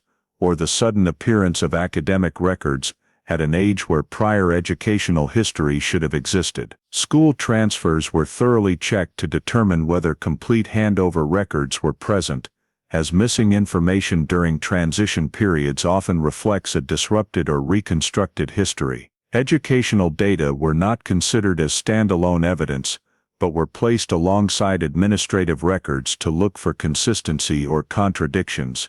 When gaps in educational records matched similar gaps in administrative records, the level of suspicion increased in a systematic way. The next step in the tracing process was examining medical records, a particularly sensitive layer of data, but one with high verification value, because medical history, especially in the early years of life, often leaves traces that are difficult to completely conceal. The investigators focused on vaccination records, routine health checkups, and early development notations, looking for signs of missing original medical records or medical monitoring that began later than the norm. These signs were not used to speculate about health, but to assess the continuity of personal history. When medical records showed an unclear starting point or did not align with administrative and educational timelines, a common pattern began to form, a pattern that did not merely reflect random omissions, but indicated the likelihood that the current identity had been built piecemeal to meet usage requirements, rather than developing naturally from birth. Throughout the tracing process, the investigation team maintained the highest level of caution, not directly approaching the individual under review, not interfering with their private life, and not creating any signs that could cause harm if the final hypothesis was not confirmed. All analysis was based on legally obtained secondary data and conducted within a closed scope. When the layers of administrative, educational, and medical records were compiled and cross-analyzed, the results showed that the current identity existed as a legal entity in society, but lacked the initial foundations typically seen in an individual with a seamless history. There were no clear contradictions strong enough to completely disprove it, but neither was there sufficient completeness to affirm that this was a naturally formed identity. In that context, the investigation team reached an important working conclusion, that the identity being traced could be an alternative identity established after 2003, and that its history aligned in terms of timing and structure with the possibility of being the continued life of Sandra Wallace after her disappearance. This conclusion was not a final confirmation, but it marked the first time the investigation could link a living individual to the missing victim's record through a continuous chain of data, thereby shifting the case from a state of inference to a state of preparation for confirmation, while also setting the requirement for a next decisive step where documentary data would no longer suffice, and identity verification would have to be carried out using more direct and profoundly impactful methods. In this phase, tracing the current identity was not merely a technical operation, but the intersection between a cold case file and the life of a real person, where every decision had to balance investigative objectives with ethical responsibility, and that very balance would shape how the case continued to be handled in the next stage. From the working conclusion that the current identity was highly likely an alternative identity established after 2003, the investigation was forced to enter its most sensitive and decisive phase, where all inferences based on administrative data and indirect analysis were no longer sufficient, and identity confirmation could only be achieved through direct biological evidence. The first step in this process was to determine a method for obtaining reference samples that ensured scientific accuracy, while minimizing negative impact on the individual under review, because at that point, legally speaking, this person was still an ordinary citizen with full privacy rights. The investigators worked closely with legal advisors to develop an approach plan that strictly complied with legal regulations, clearly identifying who could provide reference samples, in what form, and to what degree of voluntariness. while also preparing scenarios for handling cases where the analysis results did not confirm the initial hypothesis. The process of obtaining reference samples was not rushed, as any error in this phase could compromise the legality of the entire outcome. The options considered included obtaining samples from surviving biological relatives of Sandra Wallace to establish direct-line DNA, or if necessary, using a DNA sample from the individual being traced with lawful consent. Once legal conditions were met, the reference samples were collected according to standard procedures, ensuring the chain of custody was fully documented from the moment of collection until transfer to the laboratory. Because the investigation team understood that the value of the results lay not only in scientific accuracy, but also in their ability to withstand any future legal scrutiny. When the reference samples were ready, the next step was direct-line DNA comparison, a highly technical process that also carried immense emotional weight and responsibility, as its results could completely alter how a person and their history were perceived. Genetic experts conducted the analysis with the utmost care, using appropriate genetic markers to determine direct blood relationships. The results were not interpreted hastily, but underwent multiple independent verification rounds to rule out errors or reasonable random coincidences. Throughout the waiting period for results, the investigation team maintained absolute discretion, with no information leaked outside, as they were fully aware that any breach could cause serious harm to the involved individual, especially if the results did not confirm the hypothesis. When the final direct-line DNA analysis results were completed, the data showed a match level that reached the threshold for confirming blood relationship, not only exceeding standard scientific criteria, but also strong enough to rule out any reasonable random possibility. At that moment, scientifically speaking, the identity of the individual being traced and Sandra Wallace were confirmed as one. This conclusion was not based on a single indicator, but on the convergence of multiple independent genetic markers, forming an undeniable picture. With these results, the hypothesis that had been considered fragile for many years was officially transformed into a scientifically confirmed truth. Sandra Wallace, the 3-year-old child who disappeared in 2003, was still alive and existing under a different identity. The confirmation of the victim's identity did not end in the laboratory, because immediately afterward, a series of legal procedures needed to be activated to turn the scientific conclusion into official recognition by the system. The investigators coordinated with prosecutors and administrative units to update the case file, change the victim's status from missing with unknown fate to confirmed alive, and record the current identity as an alternative identity directly related to the case. This process required absolute accuracy in documentation, as it affected the individual's legal rights, including identification documents, legal status, and administrative relationships that had existed for many years. Completing the legal procedures did not happen in a single step, but as a coordinated series of actions, from updating missing persons databases and notifying relevant federal agencies, to preparing necessary documents to address legal consequences arising from the change in identity status. Throughout this process, the investigation team had to balance public duty with ethical responsibility, because identity confirmation was not only an investigative victory, but also an event that could be profoundly shocking to the individual just confirmed as the victim. They were fully aware that from this point onward, one person's life would no longer be defined as before, and every subsequent decision needed to be made with the highest caution. Internally, the confirmation result was regarded as the biggest turning point in the case, since it was classified as a cold case, because for the first time in nearly 2 decades, a core question had an answer based on irrefutable evidence. However, the investigation team also understood that identity confirmation only resolved part of the matter.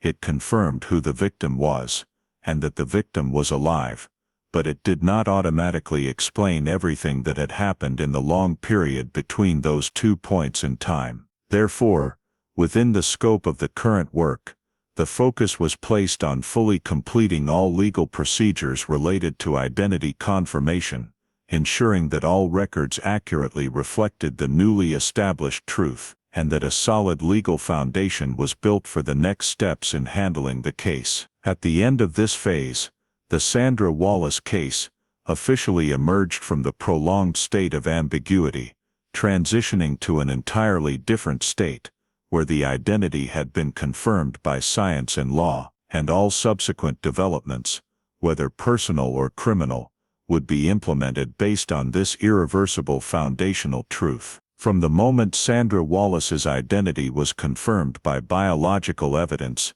and recognized by the legal system, the case immediately left its passive file status to enter a phase of reopened criminal investigation with an entirely new focus. The Illinois Cold Case Unit took back the file as a case still capable of pursuing criminal responsibility. This handover was not merely administrative, but a complete restructuring of the entire approach, because for the first time in nearly 2 decades, the victim was no longer an ambiguous entity, but a living individual with a confirmed identity, meaning that any act of removing the victim from her original family environment was now examined through the lens of specific crimes. Immediately after taking over, the Cold Case Unit conducted a full review of the original investigation file with the goal of identifying errors, limitations, or assumptions influenced by the 2003 context. Every major decision was re-questioned in light of the new information,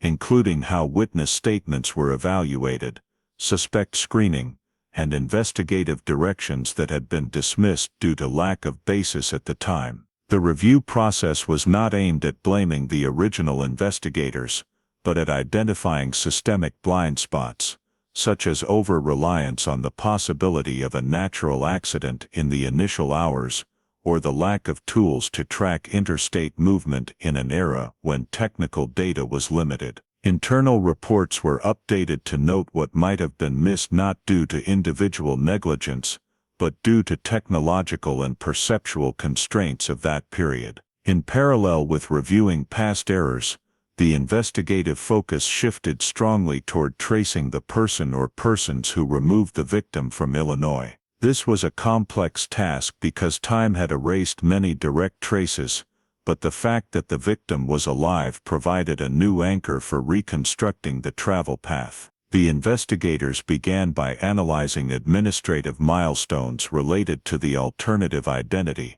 determining the time and place of its first appearance in the system, then working backward to possible travel routes in the short period after Sandra disappeared. Traffic data, rental records, service registrations, and interstate activities were reviewed for intersections between time, geography, and individuals who might have had access to the victim. In this process, old hypotheses about the victim being taken by a stranger or an indirectly related individual were re-evaluated, but this time with the advantage of being able to cross-reference against the reality that the victim had been raised in a specific environment after leaving her original family. The tracing focused not only on the initial act, but also on decisions that extended over time, because maintaining an alternative identity for a child requires ongoing adult involvement. This opened the possibility that the criminal conduct was not limited to the moment of abduction, but continued in the form of concealing identity and depriving personal rights. The investigators examined individuals who had acted as guardians, caregivers, or legal sponsors for the alternative identity, assessing motives, relationships, and their level of involvement in establishing and maintaining the victim's new life. Each individual was considered in the current legal context, where actions once not clearly defined could now be examined under more specific charges. In parallel with tracing involved individuals, the Cold Case Unit assessed prosecutability based on the current legal framework. This was a critical step because not every wrongful act can be criminally prosecuted after many years. Factors such as statutes of limitations, federal or state jurisdiction, and the ability to gather valid evidence were analyzed. The fact that the victim was alive opened the possibility of applying charges related to interstate kidnapping, especially if there was evidence of taking the victim across state lines. However, proving this element required specific data on movement and intent, which is not easy after such a long time. Prosecutors joined discussions to determine the evidence threshold needed for each prosecution scenario, while assessing the risks of initiating charges without a sufficiently solid foundation. In this process, the investigators also had to consider public interest factors and the impact on the victim, because reopening a criminal investigation was not only about seeking legal accountability, but could also cause major disruption to the life of the person whose identity had just been confirmed. Balancing the need for justice with the responsibility to protect the victim became an inseparable part of the decision-making process. As the tracing directions were implemented and preliminary legal assessments were completed, the case was officially recorded as being in a reopened criminal investigation status, not merely a cold case anymore, but not yet at the stage of specific prosecution. This status reflected the necessary caution in a context where historical evidence, though strengthened by identity confirmation, still needed to be tightly linked to specific criminal acts and responsible individuals. In this phase, the cold case unit focused on building a comprehensive picture of what happened after 2003, who might have played a central role, and whether the current legal system had sufficient tools to handle it. Reopening the criminal investigation did not bring immediate answers, but it marked the official return of the case to the law enforcement space, where decisions were no longer based on hypotheses but on confirmed facts, and where the question was no longer whether Sandra Wallace was still alive, but who took her from her family, for what purpose, and what society could do to ensure accountability was considered fairly and lawfully after all those years had passed. From the moment the criminal investigation was reopened with a focus on establishing individual responsibility, the central question of the case gradually shifted from what happened to who should be held accountable and what the legal system could do after such a long period of time.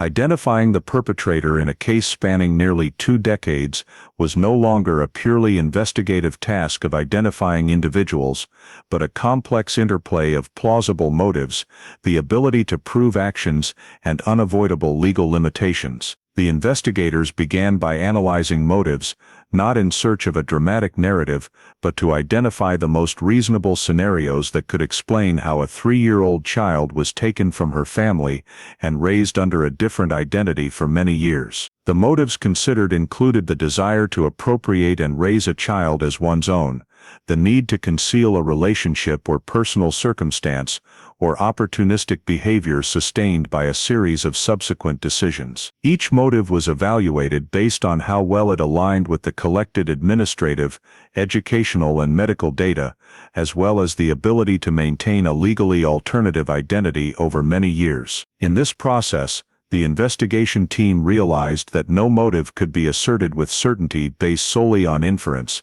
as each scenario required specific evidence of intent and actions at the time of the incident. This led to motive analysis being used only as a guiding tool, not as a basis for conclusions. Alongside motive evaluation, evidentiary gaps became the greatest challenge of this phase, as most critical actions occurred in a short period in 2003, when surveillance technology, travel data, and information storage capabilities were very limited. Many potential pieces of evidence were either never collected or could not be preserved in conditions allowing use after decades. Initial witness statements, though recorded, were affected by time and memory, reducing their legal value. The fact that the victim was alive provided an important axis of truth, but it did not automatically fill the gaps related to the Abduction Act, method of transportation, and the involvement of specific individuals. The investigation team had to confront the reality that some questions,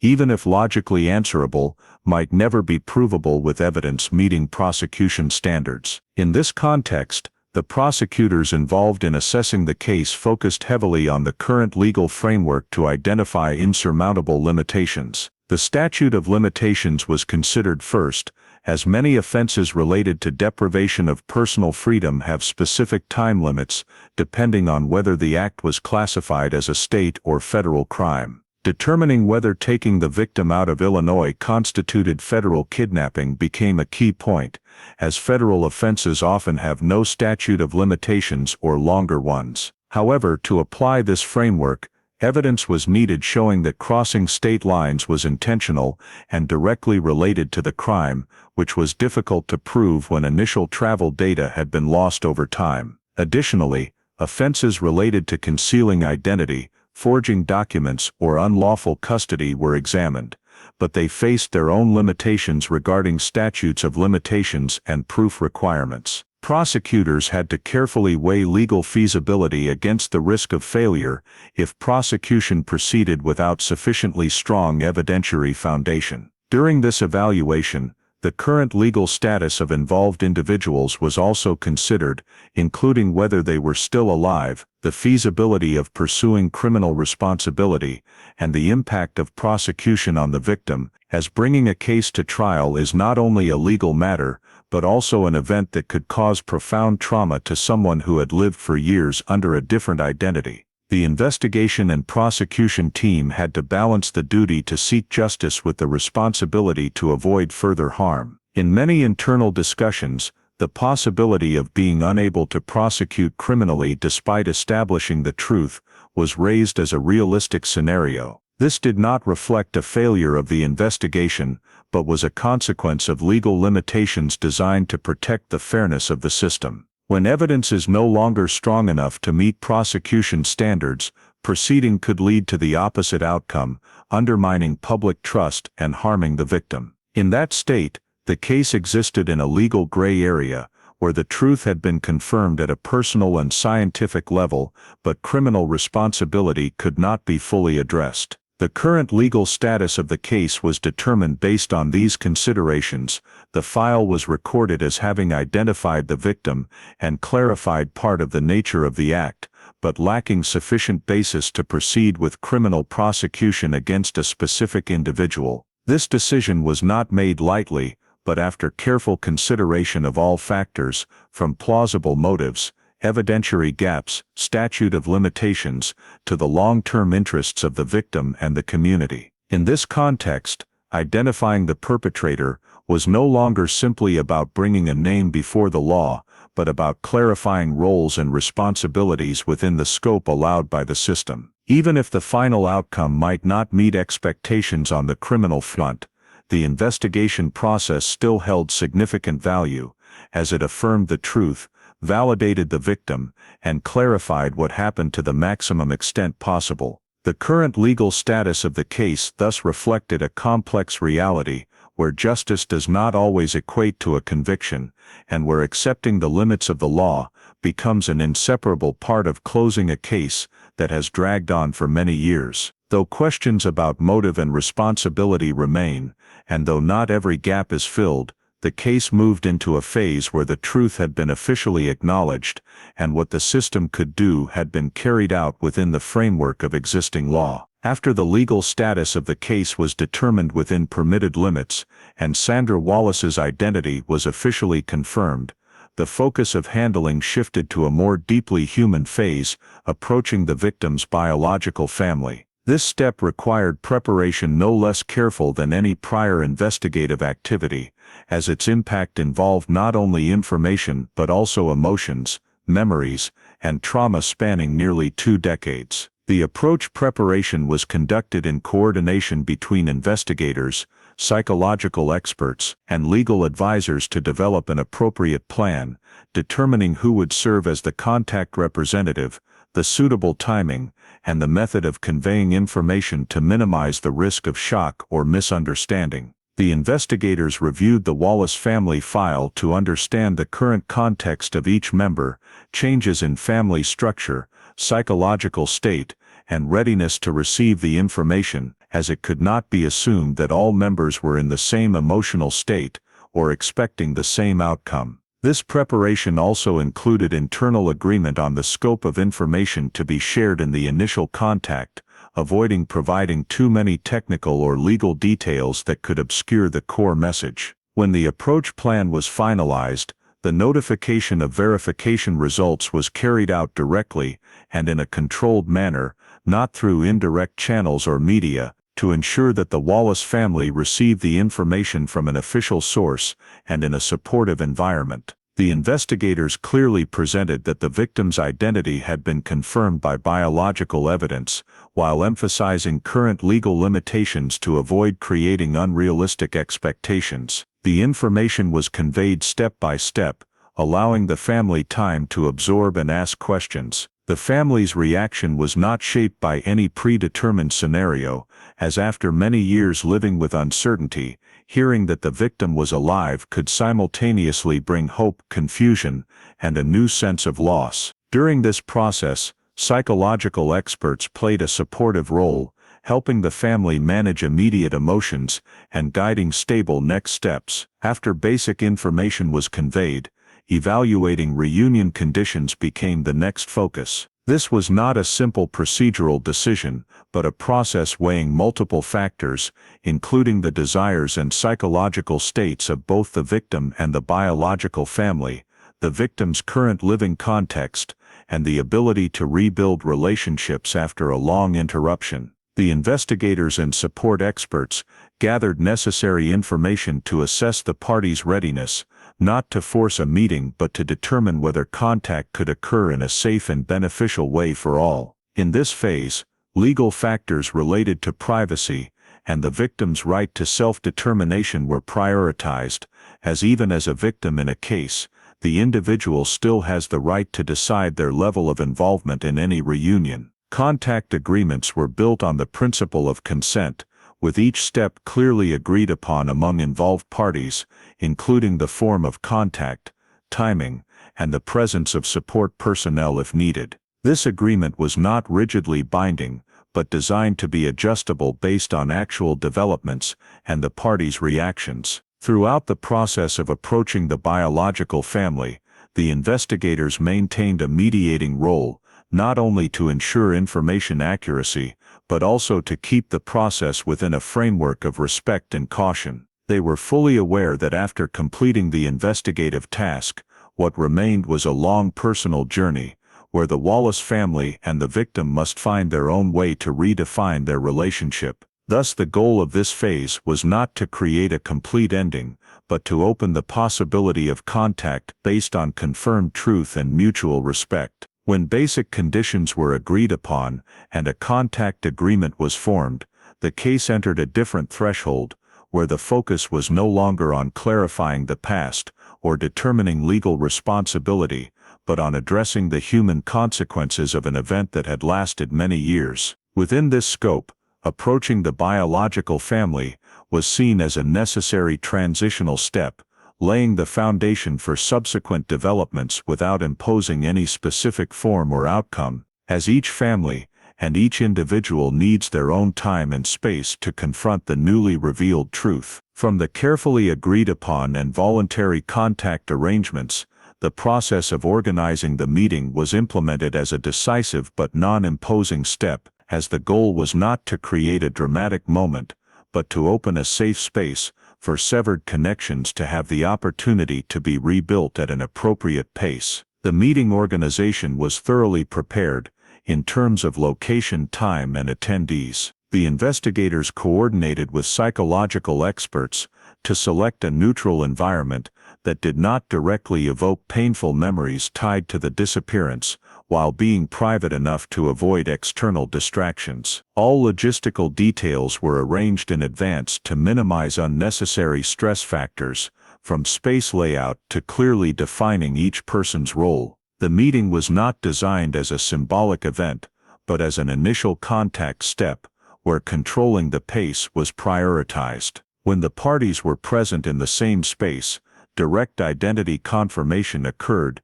not through formal procedures, but through a combination of existing scientific evidence and human experience. Seemingly small details, voice, gestures, familiar traits recorded in family memory, served as supplementary pieces to the scientific conclusion. This process did not aim to replace DNA confirmation, but to help the family and victim build certainty at an emotional level, which no technical report could provide. The parties' reactions were not uniform and did not follow any predetermined script, as each person approached the moment from a different psychological position. For the biological family, it was an intersection of joy that the victim was alive and pain over the lost years. For the victim, it was confronting a part of herself never experienced. Direct identity confirmation was thus not seen as a concluding act, but as a process unfolding in layers, where acknowledgement was built gradually through interaction and time. When initial certainty was formed,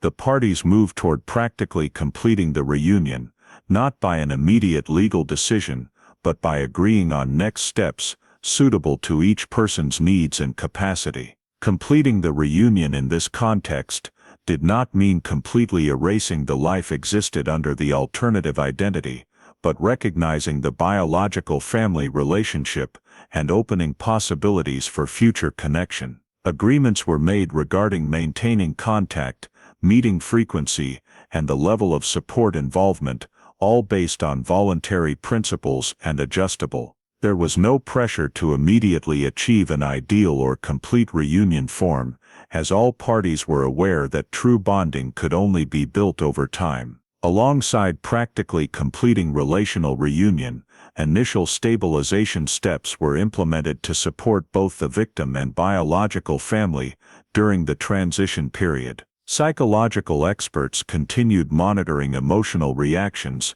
helping the parties identify and manage complex feelings that might arise after the meeting, from initial excitement to moments of emptiness or confusion. Stabilization focused not only on the victim individually, but on the entire family system, as the return of a missing member could alter dynamics formed over many years. Recommendations were provided to help the family maintain balance, avoiding overly high expectations or attempting to compensate too quickly for lost time. In this phase, the investigator's role gradually narrowed, making way for support experts and the involved parties themselves, as the goal of the legal and investigative system was not to control the reunion process, but to ensure it occurred under safe conditions respecting self-determination rights. When initial stabilization steps were established, the reunion was no longer viewed as a single event, but as an ongoing process where relationships were redefined little by little. There was no specific timeline for emotional completion, and no common template for the final outcome. What mattered in this phase was that all parties had the opportunity to access the truth, be heard, and be supported in rebuilding a sense of belonging. From the case's perspective, the reunion marked the first time since 2003 that the victim and biological family were reconnected in reality, not through files or hypotheses, but through direct presence. Yet its meaning extended beyond the investigative framework, as it raised deeper questions about identity, memory, and the ability to heal after prolonged loss. Within this scope, the reunion was seen as a human turning point, where the goal was no longer seeking answers, but creating conditions for the involved people to begin writing the next chapter of their story on the foundation of confirmed truth, with caution, respect, and awareness that there is no neat ending for what has been interrupted for too long. After the reunion took place and initial stabilization steps were established, the case entered the post-reunion phase, where the focus was no longer on the moment of reunion, but on the long-term consequences arising from the confirmed identity and the truth brought to light. First was handling personal legal issues directly related to the victim, as living for many years under an alternative identity entailed a series of administrative consequences that needed careful resolution. Relevant authorities coordinated to review identification documents, legal status, and civil records to ensure the victim's personal rights were fully protected under current law. This process did not aim to completely erase the existing identity, but to clarify the relationship between the original legal identity and the one used, thereby determining appropriate adjustments without causing unnecessary disruption to current life. Alongside legal handling, the psychological impact of identity confirmation and reunion was continuously monitored, not only for the victim, but also for the biological family and related loved ones, as confronting the truth after nearly 2 decades carried complex emotions, from relief and joy to a sense of loss over irretrievable years. Psychological experts supported the parties in identifying and managing these reactions, helping them understand that no reaction is right or wrong, and that adaptation would occur at each person's own pace. Monitoring was not coercive intervention, but aimed to ensure prolonged stress signs or unaddressed trauma were identified early, facilitating long-term recovery. Meanwhile, from a systemic perspective, the entire investigation process was comprehensively reviewed,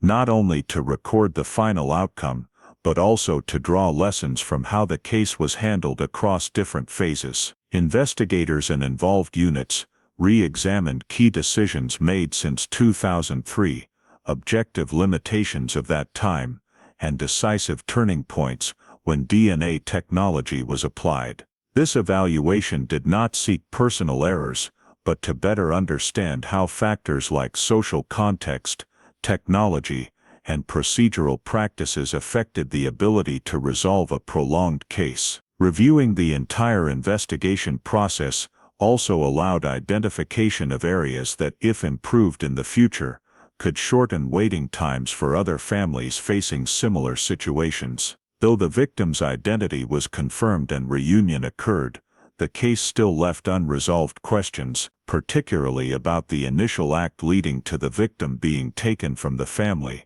the specific roles of involved individuals, and decisions made over many years living under a different identity.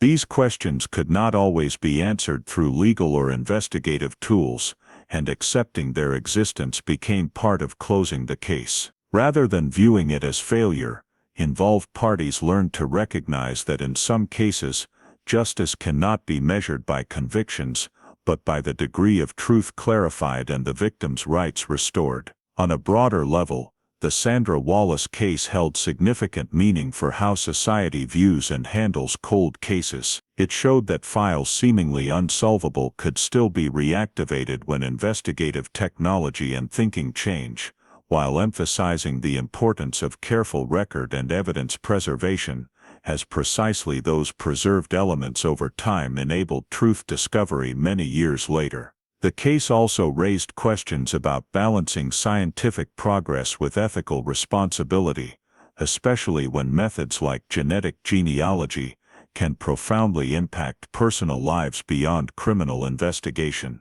Using this technology requires not only clear legal frameworks, but also caution in implementation to ensure the pursuit of truth does not harm basic rights. In this context, the case became a typical example of both the potential and limits of modern investigation. It affirmed that though not every question can be fully answered, persistently preserving data, being ready to re-examine old assumptions, and responsibly applying new tools can yield seemingly impossible results. In this post-reunion phase, the case was no longer seen as a series of events to resolve but as a long story of loss, adaptation and reconnection, where the ending is not a neat full stop but a new state of balance formed after truth acknowledgement. For the Wallace family, the victim and those involved in the investigation, that balance did not erase the lost years, but it provided a foundation to move forward with clearer understanding of the past. And for the criminal investigation system, the case left a lasting message that time is not necessarily the absolute enemy of truth. As long as records are preserved, questions are kept alive, and society is ready to use new tools to revisit what was once considered unsolvable. The story of Sandra Wallace is not just a cold case solved by luck, but a very real lesson for life in the United States today. Community safety is a value that must be built through specific habits, not just feelings. In 2003 in Naperville, the peaceful suburban setting, and the belief that this neighborhood is really safe, caused adults to hesitate over a small unusual sign, and just a 15-20-minute gap was enough for a 3-year-old child to disappear. The first lesson is not to let politeness and courtesy replace boundaries with young children. Safety rules need to be clearly stated, repeated, and include a response plan for caregivers: who to call, when to call, what to describe, to avoid falling into the chaotic spontaneous search that the Wallace family experienced. The second lesson is the value of data and preservation.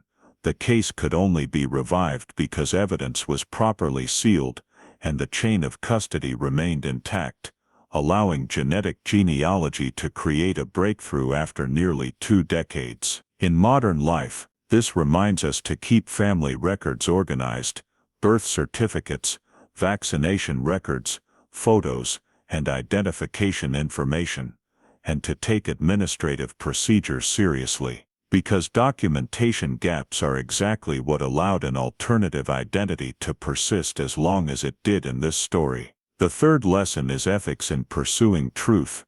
Reunion is only lasting when there is psychological preparation and clear contact agreements, because restoring identity does not mean restoring childhood. In America today, where mental health therapy and privacy rights are respected, the practical advice is prioritize mental health support and the survivor's right to self-determination, while demanding that the investigative system remain transparent, preserve evidence, and update technology, so that cold case does not mean story over. If the story of Sandra Wallace's journey to reclaim her identity and reunite with her family has made you reflect on the value of truth, family, and forgotten cases, please subscribe to the channel so we can continue following other cold cases waiting to be illuminated. Thank you for listening to the end, and see you in the next video, where every story reminds us that time may pass,